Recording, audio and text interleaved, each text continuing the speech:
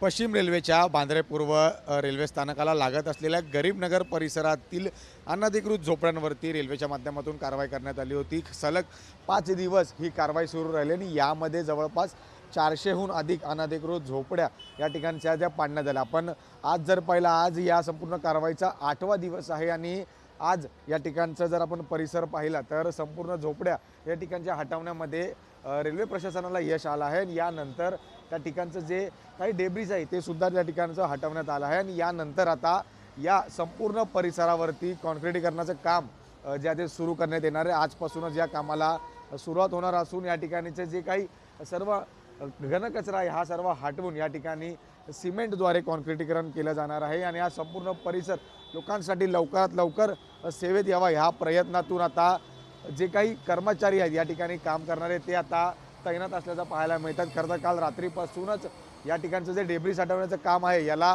वेग धरताना पाहायला मिळत आहे। मात्र याच जवळच्या परिसरातील जर आपण दुसरी बाजू पाहिली तर या ठिकाणी सुद्धा काम हे आता अजूनही सुरू असल्याचं पाहायला मिळत आहे।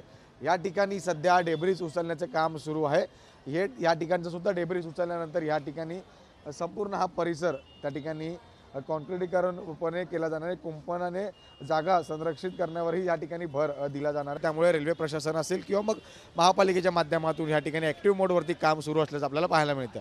व्हिडिओ जर्नलिस्ट मनोज सोलंकीसह मी जय पवार, जय महाराष्ट्र न्यूज, मुंबई।